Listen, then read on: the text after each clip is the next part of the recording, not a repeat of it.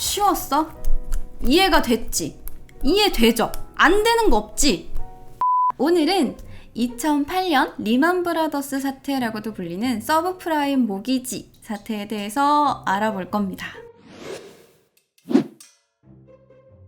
10년 전, 그러니까 1995년쯤부터 2000년까지 인터넷 시장이 미국에서 급성장하게 됩니다. IT 관련 기업들이 주식시장에 엄청나게 막 나오기 시작했고, 그때 정말 많은 돈이 그쪽으로 쏟아져 들어갔어요. 근데 생각보다 이 인터넷 속도랑 퀄리티가 사람들의 예상에 미치지 못했던 거예요. 그러다 보니까 순식간에 IT 기업 거품이 빠져버리고 많은 기업이 도산을 하면서 수백억이 시장에서 사라지게 됩니다. 그리고 바로 1년 뒤에 미국에서 거의 최악의 사건이라고 불리는 9.11 테러 사건이 벌어지게 돼요. 거기다가 국제유가가 폭등하면서 주가가 정말 폭락해서 미국의 경제가 얼어붙게 됩니다. 이때 당시 대통령이었던 조지 부시는 이 사태를 타개하기 위해서 금리를 최대한 낮추는 초저금리 정책을 시행하게 됩니다. 이 중앙은행에서 민간에 대한 대출 금리를 낮추면 금융기관이나 기업에서 자금 조달을 하기가 쉬워지면서 경기를 자극시키는 효과가 있었어요. 그래서 2001년부터 2003년까지 미 연방준비은행은 13번에 거쳐서 금리를 계속해서 하향 조정했고, 2000년에 6%대였던 금리가 2004년에는 1%까지 낮아지게 됩니다. 동시에 정부는 기업에서 침체된 만큼 가계 지출을 늘리고, 이 사람들이 되게 우울해질 거 아니에요. 경기 침체가 막 계속되니까 내가 자영업을 하는데 정말 가게도 안 되고, 뭐 회사 다니는데 막 회사도 잘리고 막 계속 가계 지출이 낮아지니까 국민들이 되게 우울해질 거 아니에요. 그러다 보니까 이거를 좀 약간 얘들아 함께 하자 할 수 있어, 우리가 금리를 낮춰서 너네들 잘 살게 해줄게, 이렇게 하는 거예요. 그래서 정말 모두가 집을 가지는 그 아메리칸 드림을 가능하게 할 정책을 펼치고자 했습니다. 그래서 정부는 주택 소유 장려 정책을 펼치고 주택담보대출을 쉽게 받게 하기 위해서 대출 규제를 없애고, 만약에 대출을 받은 사람이 집을 사, 그러면 대출 이자만큼 세금을 깎아줄 정도로 눈에 띄게 부동산 시장을 자극하려고 했습니다. 정말 1%대 초저금리 대출에다가 정부 지원까지 보태지니까 사람들이 너도 나도 이참에 내 집 마련을 꿈꾸면서 대출을 받아서 집을 샀고, 그때부터 부동산 버블이 본격화됩니다. 자, 부동산 시장이 갑자기 막 올라가요. 지금 부동산 가격이 급상승하게 되니까 이제는 부동산 가격 상승폭이 대출 금리를 넘어서게 되는 거예요. 그러니까 사람들이 일단 대출을 받아서 집을 사놓으면 나중에 집값이 확 오르게 되고, 이 집을 팔면 대출 이자보다 훨씬 더 이득을 보게 되니까 이 부동산에 투기를 하는 사람들이 점점 늘어나게 됩니다. 예를 들어서 내가 정말 번듯한 직장도 있고 돈도 꽤 열심히 모아서 1억을 모았어요. 근데 지금 미친 듯이 집값이 오르고 있잖아. 그래서 지금 꽤 괜찮은 집이, 내가 그동안 눈여겨봐둔 집이 한 2억에 나왔어. 그러면 나는 1억을 은행에서 대출받아서 집을 살 수가 있겠죠? 그래서 1억을 1년 동안 빌린다 칩시다. 지금 이자가 1%대니까 이자 100만 원을 내면 돼요. 근데 내가 지금 산 집이 1년 뒤에는 2억 2천이 됩니다. 2천만 원이 뛰었어요. 그러면 나는 지금 대출 이자를 갚고도 개이득을 보는 거죠. 근데 이게 정말 돈 있는 사람들만 할 수 있는 게 아니라 옆집에 사는 라임이도 대출받아서 집을 사가지고 돈을 왕창 벌었고, 앞집에 사는 철수도 돈을 벌었고, 뒷집에 사는 영희도 돈을 벌었어요. 이렇게 너도 나도 받았던 주택담보대출을 모기지라고 부릅니다. 이 모기지는 그 옛날 프랑스어에서 유래된 말인데, 죽음과 맹세라는 단어가 붙어서 만들어진 합성어인데, 직역하면 죽음의 맹세라는 뜻이 됩니다. 옛날에는 그 대출 담보가 자기 자신의 개념이었기 때문에 이때까지만 해도 사람들이 당연히 돈을 벌면 모기지부터 갚을 거라고 생각을 했어요. 당연히 모기지를 갚지 않는다라는 옵션은 생각조차 하고 있지 않을 때였습니다. 그 결과 이 주택담보대출, 그러니까 모기지 시장이 3년 동안 급성장을 지속해서 2003년에는 신규 대출 계약이 거의 4조 달러 수준까지 팽창하게 됩니다. 정부는 금리를 낮춰서 시장을 자극하고 사람들은 집을 사서 이득을 보고 은행은 모기지의 이자로 엄청난 돈을 벌어들였습니다. 신용도가 좋은 사람들을 프라임이라고 해요. 우리나라도 1등급부터 9등급까지 있잖아요. 신용도가 되게 좋은 사람은 1등급이고 9등급까지 있는데 지금 이 신용도가 좋은 1등급 프라임 대출 대상자들이 이미 다 모기지를 썼거나 아니면 지금 아예 쓸 생각이 없는 사람들이 대부분이었습니다. 게다가 정부가 이제 조금 국내 상황이 안정됐다라고 생각을 했는지 2004년에는 금리를 조금 인상을 했어요. 지금 보시면 요 2000년대에 부터 갑자기 금리가 두두두두두 떨어지기 시작하죠. 1%대 초저금리가 계속해서 이어진 겁니다. 근데 보시면 아시겠지만 2005년에 조금 올라갔죠. 여기가 2004년쯤 되겠죠? 그러니까 2004년부터 조금 오른 거예요. 금리를 조금 인상했는데 인상하자마자 그해 말에 신규 대출 계약 총액이 3조 달러 이하로 떨어지게 됩니다. 그러니까 26% 정도가 감소한 거예요. 은행은 새로운 고객이 다 필요하긴 했는데 지금 괜찮은 직장과 수입을 가진 사람들은 한정이 되어 있죠. 그러니까 이제 눈을 낮춰서 제대로 돈을 갚을 수 있을 것 같지 않은 사람에게도 돈을 빌려주게 됩니다. 신용도가 낮은 사람에게도 돈을 빌려주는 거예요. 이것을 서브프라임 모기지라고 합니다. 서브프라임 모기지는 서브프라임이랑 모기지의 합성어인데 서브프라임 그러니까 봉급이 일정하지 않거나 자산이 일정 수준 이하인 신용도가 낮은 사람에게 빌려주는 모기지, 주택담보대출을 의미합니다. 쉽게 말해서 서브프라임 모기지는 신용 상태가 안 좋거나 저소득층을 대상으로 한 주택담보대출입니다. 하지만 이렇게 신용도가 좋지 않은 사람한테 돈을 빌려준다는 건 대출해주는 은행의 입장에서는 돈을 꾸준히 막 잘 벌어가지고 종종 돈을 빌리고 꼬박꼬박 잘 갚았던 친구에 비해서 돈도 잘 못 벌어서 매번 돈을 빌리긴 하는데 야 미안하다 내가 다음에 줄게 하는 친구한테 빌려주는 게 조금 꺼림칙하겠죠. 그러니까 신용도가 낮은 사람한테 대출을 해준다는 건 신용도가 높은 사람들에 비해서 돈을 못 받을 확률이 높다라는 이야기니까 보통의 대출보다 조금 더 높은 이자율이 적용됩니다. 하지만 대출을 받는 사람 입장에서도 뭐 어차피 이자가 올라도 집값이 계속해서 오르고 있기 때문에 이거 그냥 한 번에 집 딱 팔아서 갚아버리면 된다라고 생각을 하는 거고 은행의 입장에서도 못 받을 위험이 있지만 집을 담보로 대출을 해주는 거니까 나중에 이 사람이 돈을 못 갚아도 값이 오른 집을 팔면 큰 손해는 보지 않을 거라고 생각을 했던 거죠. 그렇게 2005년 부시의 주택 장려 정책까지 합쳐져가지고 이제 2006년 중반에는 서브프라임 대출이 미국 대출의 45%까지 차지하게 됩니다. 특히 일부 은행에서는 계약금도 없이 그냥 집값의 100%를 대출해주는 형태로 상품을 판매하기도 했어요. 굉장히 리스크가 큰 틈새 사업 같은데 이 서브프라임 모기지는 미국의 주택시장 전체를 움직일 정도로 엄청나게 성장하게 됩니다. 그리고 이것을 가능하게 만든 사람들이 바로 뭐 정부도 있겠지만 모기지 중개인들이에요. 그러니까 브로커들인 거예요. 이 사람들이 수백억 달러의 서브프라임 모기지 주문을 대출업체랑 연결을 시켜주는 겁니다. 그래서 대출을 원하는 사람들은 중개인이 그냥 알아서 척척 원하는 대로 돈을 다 빌려주는 거예요. 그러니까 금리 조건도 모르고 이 대출 브로커가 계약서를 들고 와서 자 여기 사인하시면 제가 3억 빌려드릴게요. 이렇게 되는 거예요. 그러니까 3억 좋지 그래 내가 3억짜리 집을 사가지고 3억 5천까지 오르면 이거 뭐 이자 별거 아니야 사인해 이렇게 해서 사인을 하게 되는 거예요. 그리고 은행에서도 어차피 내가 지금 이 대출 승인 안 해주면 우리 은행 말고도 대출받은 은행은 지금 엄청나게 많아요. 길 건너 다른 은행 가면 되는 거야. 그러니까 이 고객 뺏길까봐 상대 안 가리고 그냥 다 주택대출을 해주는 거예요. 그리고 이걸 담당하는 대출 중개인들은 그냥 마구잡이로 계약 건수를 계속 올리는 데에만 몰입을 하게 됩니다. 뭐 금리도 모르고 그냥 막 돈을 빌린다는 게 너무 말도 안 되고 은행이 지금 그렇게 호락호락 하지도 않을 것 같잖아요. 하지만 지금 이 상태는 뜨거운 손 현상 때문에 가능한 거예요.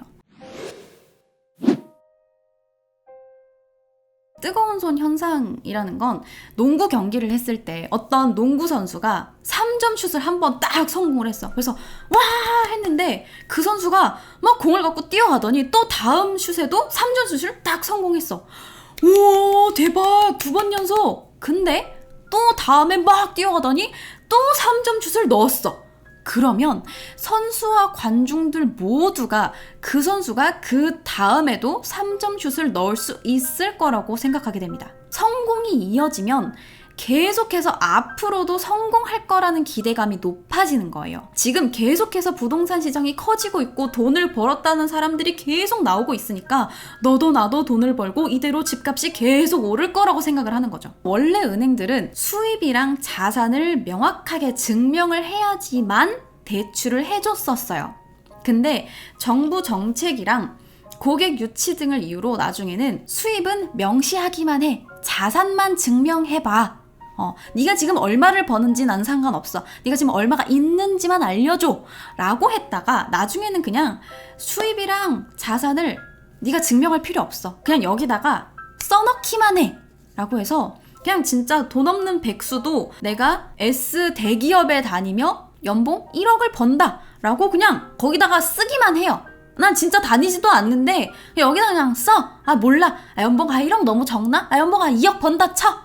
이렇게 해서 그냥 적어요. 그러면 은행에서 연봉을 2억을 버시는구나. 빌려드릴게요. 이렇게 해서 돈을 빌려주는 거야. 근데 여기서 끝이 아니에요. 시간이 지나니까 이 지금 모기지 시장에 미국 기업뿐만 아니라 중국이랑 다른 나라들까지 이거 돈 되겠다 싶어가지고 이 판에 몰리는 거야. 그러니까 은행이 더 많은 모기지가 필요해진 거예요. 그러다 보니까 이제는 명시도 필요 없어. 아니 뭐 너 어느 기업 다니는지 너 재산이 얼마인지 안 써도 돼. 안 써도 돼. 필요 없어.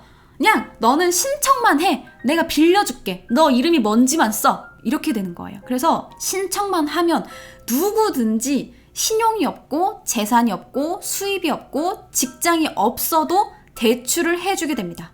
이것을 닌자 대출이라고 부릅니다. 닌자는 No Income, No Job and Asset의 줄임말이에요. 수입도 없고 직업도 없고 자산도 없어도 너 돈 빌려줄 거야. 이겁니다. 심지어는 은행이 본인 확인도 제대로 안 하고 대출을 해줘서 오하이오주에서는 23명의 죽은 사람이 대출을 받기도 했고 나중에는 그냥 아예 사람도 아니야. 그냥 자기가 키우는 개 이름으로 대출을 받아요. 진짜 이름이 별이에요. 별이 이름으로 한 1억만 빌려주세요. 이렇게 되는 거예요. 근데 빌려줘요. 자, 이렇게 마구잡이로 닌자 대출을 제공하겠다라는 광고가 신문을 도배하고 브로커들은 대출자들이 초기에 매우 낮은 금리만 부담해도 되는 변동금리 대출을 남발하게 됩니다. 아무것도 확인하지 않아요. 이 서브프라임 모기지는 대출을 받고 한 초반 1, 2년 동안에는 다른 사람들보다 약간 높은 금리로 상환을 하게 되는데 일정 시간이 지나면 갑자기 금리가 폭등하게 됩니다. 그래서 대출자들은 자기가 궁극적으로 나중에는 어떤 이자율을 지급해야 되는지도 모르고 계약하는 경우가 태반이었어요. 그래요, 그랬다 쳐요. 뭐 정말 안 좋은 상황이긴 하지만 만약에 이대로 금리가 갑자기 확 올라서 서브프라임 등급의 사람들이 돈을 빌린 다음에 못 갚았어요. 그래서 뭐 그 사람들이 파산을 했다 칩시다. 뭐 아마 몇몇 은행은 집을 팔아서 그 돈을 메꿀 수 있을 테고 뭐 운이 좋지 않은 몇몇 은행은 뭐 사망하고 끝나겠죠. 하지만 이 사태를 돌이킬 수 없는 강으로 처박은 게 바로 미국의 고도화된 금융 시스템이에요. 자, 은행의 입장에서 봅시다. 제가 은행이라고 쳐요. 은행에서 안정된 직장에 자산도 꽤 있는 김라임이라는 사람한테 주택담보대출을 3억을 해줬어요. 그래서 이 라임이한테서 일정한 이자를 받을 권리랑 만약에 라임이가 돈을 갚지 못하면 집을 가져올 권리를 가졌다라는 증서를 가졌다 쳐요. 갖겠죠. 은행은 증서 하나로 라임이에게 원금과 이자도 받고 유사시 집도 가져올 수 있는 권리를 얻게 된 거죠. 그렇다면 이 권리도 팔 수 있지 않을까요? 내가 다른 투자자한테 이 3억짜리 증서를 팔면 나는 대출 전액을 손실 없이 조기 회수한 게 되고 만약에 라임이가 나중에 돈을 갚지 못해도 투자자한테 못 갚는 거지 나는 이미 증서 팔고 손 털어버린 거란 말이죠. 은행 입장에서는 대출금에다가 수수료까지 챙길 수 있고 투자자 입장에서는 꾸준한 현찰과 만약에 돈을 갚지 못하더라도 대출받은 사람이 망하더라도 그 사람의 집을 가져올 수 있는 권리를 얻게 된 거죠. 이게 어떻게 가능하냐면 2000년부터 2006년 사이에 시중 이자율이 1에서 3%대였어요. 근데 집값이 매년 5에서 10%가 뜹니다. 그래서 6년간 거의 2배가량이 뛰었어요. 집값이. 만에 하나 고객이 대출을 상환하지 못하더라도 부동산만 처분하면 부채담보부 증권 소유자는 손해를 입지 않은 매우 안정적이어 보이는 상황이 이어지게 되는 겁니다. 자, 그런데 은행이 팔고 싶은 채권 중에는 아까 이 안정적인 직장에 라이미에게 3억을 빌려준 증서도 있고 정말 말도 안 되는 닌자 대출을 받은 백수의 증서도 있을 겁니다. 이 등급은 트리플 A, 더블 A, A, 그 밑에가 트리플 B, 더블 B, 그냥 B 이렇게 6등급이 있어요. 안정적인 직장에 자산도 있는 신용도가 높은 라이미의 신용 등급은 트리플 A급 채권일 테고 직장도 자산도 없는 백수의 채권이 B급 채권이라고 해봅시다. 트리플 A급이랑 더블 A급 채권 몇천 개를 하나로 묶어서 채권을 팔게 되는데 그러면 당연히 등급이 높을수록 돈을 잘 갚을 테니까 잘 팔리는 채권이 될 테고 트리플 B급 아래의 채권은 잘 안 팔리게 되겠죠. 그래서 은행이 꼼수를 쓰게 됩니다. 바로 트리플 A급 채권이랑 B급을 한꺼번에 묶어서 팔아버리는 겁니다. 몇천 개 안에 더블 B급 채권이 몇 개가 들어가 있는지 하나하나 다 알아보겠어요? 그걸? 어차피 있다 쳐요. 있어도 집 팔아서 메꾸면 그만이잖아요. 쉽게 말해서 유통기한이 오늘까지 정말 상태가 매우 좋지 않은 거의 생선 상태가 오늘 내일 하고 있어. 그런 생선을 구이로 하나로 딱 낼 수가 없는 거잖아요. 상태가 너무 안 좋으니까. 그러니까 상태가 아주 좋은 조개랑 채소 같은 걸 막 섞어서 생선 스튜를 팔아 완전 다른 것처럼 보이게 만들어서 파는 겁니다. 본질은 변하지 않는데요. 거기다가 이 서브프라임이 가득한 채권까지 신용평가 기관에다가 로비를 해요. 그래서 이 평균이 나뉠 거 아니에요. 트리플 A급이랑 B급이 같이 섞이면 이 더블 A급으로 좀 떨어지거나 A급으로 떨어질 거 아니에요. 이거를 묶어서 트리플 A급 채권으로 바꿔서 판매해버립니다. 신용평가 기관에서도 어차피 자기들 양심 때문에 나는 그래 나는 정말 이건 아닌 것 같아 난 이거 못하겠어 너네가 우리다가 이거 한다고 1억을 준다 쳐도 난 이거 양심 때문에 못하겠어 라고 해도 길 건너 바로 다른 신용평가 기관에 가서 이거 어차피 트리플 A급 채권으로 바뀔 텐데 굳이 들어오는 돈을 마다할 필요가 있어요? 우리한테 로비 해준다는데. 그리고 이거 어차피 팔아도 걔네들 크게 손해 안 볼 거야 라는 생각이 드는 겁니다. 신용평가기관은 양심보다 돈을 선택했고 은행은 스스로 위험 부담을 책임질 의향이 없습니다. 도덕적 해이, 그러니까 모럴 해저드가 온 거예요. 은행은 여러 가지 파생 상품을 만들어서 책임 부담을 분산시키려고 했고 주택대출 브로커들이 모아온 이 수천 건의 주택대출을 한 단위의 채권이나 증권으로 묶어서 투자은행이나 증권사에 매각을 하게 됩니다. 이것이 그 유명하고 말썽 많은 부채담보부 증권인 CDO라고 부르는 겁니다. CDO는 상태가 좋지 않은 오늘 내일 하는 생선을 생선 스튜로 만들어서 파는 겁니다. 결국 이 주택 대출에 대한 권리는 처음에는 은행에 있었는데 이 권리가 투자은행이나 증권회사에 넘어가게 된 거고 다시 CDO 발행과 거래를 통해서 다수의 투자자한테 넘어가게 된 겁니다. 원래 주택대출에 자금을 대는 은행은 증권화 수법을 통해서 당장 이익을 취하면서도 대출 자체는 타인한테 매각을 해서 장래에 발생할 수도 있는 부도의 위험에서 해방되게 되는 겁니다. 그런데 2004년 6월부터 미 연방준비은행이 점진적으로 금리를 상향 조정을 하기 시작하고 2년 동안 금리가 5배가 오르게 됩니다. 금리가 상승을 하면 사람들은 대출금 상환을 힘들어하겠죠. 거기다가 변동금리로 대출을 받았던 저소득층은 금리가 5%대에서 10% 이상까지 갑자기 확 뛰어버렸어요. 근데 이게 100만 원을 빌린 게 아니고 억 단위로 빌린 거잖아요. 지금 이자만 갚아도 허리가 지금 휘다 못해 뒤로 접혀요. 그래서 저소득층은 아예 그냥 이걸 갚기를 포기하고 담보로 했던 집을 넘기고 대출금 상환을 하지 못한 채 파산해서 길거리로 내몰리게 됩니다. 이렇게 사람들이 한꺼번에 집을 내놓고 차압된 집의 매물이 쏟아져 나오니까 자연스럽게 부동산 버블이 빠지게 돼요. 집값은 하락하고 결국 모기지론에는 헐값이 된 집만 남게 됩니다. 서브프라임의 채무 불이행은 금융상품에 대한 비관성을 키우게 됐고 투자자들은 이 투자 상품을 다 지금 팔지 않으면 나도 도산한다라는 생각에 한꺼번에 매도를 하게 되는 거야. 그리고 이때 월스트리트의 5개의 투자은행 중에 하나로 겨울잠을 자지 않는 곰이라고 불릴 만큼 아주 튼튼한 투자은행이었으며 CDO를 개발한 베어 스턴스, 리먼 브라더스 홀딩스, 메릴 린치, GM 등 각종 글로벌 회사가 잇따라 파산을 하면서 2008년 이러한 금융 쇠퇴를 글로벌 금융 위기라고 부르기 시작합니다.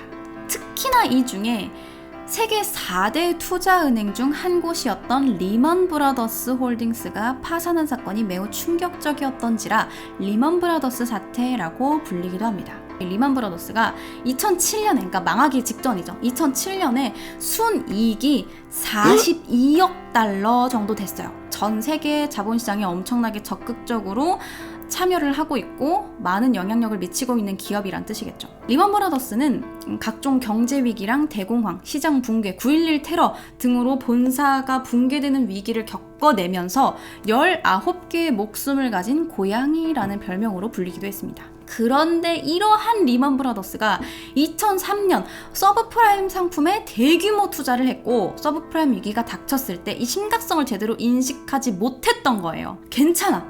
우리가 있는 이 미국의 경제는 매우 튼튼하기 때문에 지금 있는 위기는 절대 지속되지 않을 거고 어떻게든 잘 버텨서 위기에 대처할 수 있을 거야 라고 믿었던 게 가장 잘못된 판단이었죠. 파생상품의 손실에서 온 6,100억 달러가 넘는 부채를 감당하지 못하면서 2008년 9월 미국 4대 투자은행이었던 리먼 브라더스 홀딩스의 주가가 반년 전에 비해서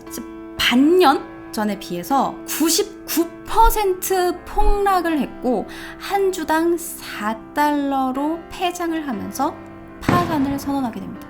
당시 미국은 이러한 리먼 브라더스의 파산과 미국 부동산 거품 붕괴, 투자 손실 등으로 19조 2천억 달러에 달하는 가계 자산이 증발을 했고 2008년 1월부터 2010년 사이에 실업률이 10%에 달했대요. 이 당시에 한 800만 명 정도가 일자리를 잃었다고 합니다. 이 사태를 수습하는 데는 수년이 걸렸고 지금은 당연히 정리가 됐어요. 근데 최근에 전염병으로 인해서 세계 경제가 불안해지면서 다시 한번 이 리먼 브라더스 사태가 벌어지는 건 아닌지 걱정하는 사람들이 상당히 많이 늘고 있다라고 하죠. 자, 이렇게 오늘 컨텐츠 2008년 글로벌 금융위기와 리먼 브라더스 사태에 대한 이야기는 여기까지 하도록 하겠습니다. 더워.